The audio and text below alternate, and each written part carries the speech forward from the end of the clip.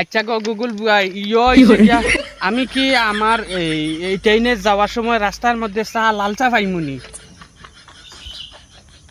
ট্রেনে যাওয়ার সময় রাস্তার মধ্যে চা অবশ্যই পাবেন। সাধারণত ট্রেনে হকাররা চা নিয়ে আসে, আর বড় স্টেশনগুলোতেও চা নাস্তা পাওয়া যায়। আপনি কি কোনো নির্দিষ্ট স্টেশনের কথা ভাবছেন?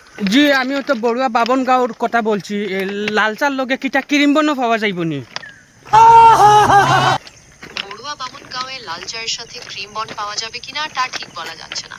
স্টেশনে বা আশেপাশে দোকান থাকলে পেতেও পারে। তবে ট্রেনে হকাররা সাধারণত চা, বিস্কুট বা সাধারণ নাস্তাই রাখে।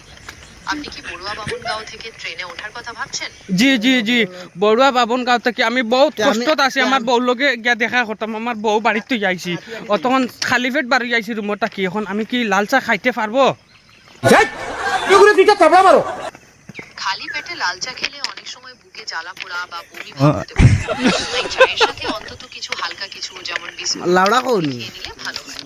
শরীর বুঝে কাজ করাটাই ভালো। শুক্রিয়া শুক্রিয়া শুক্রিয়া দিদি, আপনি আমারে জানাইছেন। আমি এখন বহুত কষ্টত আছি, তার কারণে আমি লাল চা খাইয়া হইলেও আমার বউরে দেখা করার যাইতাম। আমার বউ বাড়িতে আইছি, বহুত কষ্ট করে বউয়ে। सब क्या देखना पड़ रहा है? अच्छा है मैं अंधा हूँ।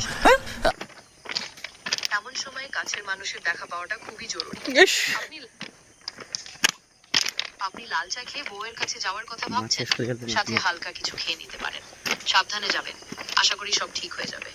জি ঠিক আছে, শুক্রিয়া। তো ভাই এই নাম বেটির লোকে দেখা করার যাইয়া দোয়া করিও।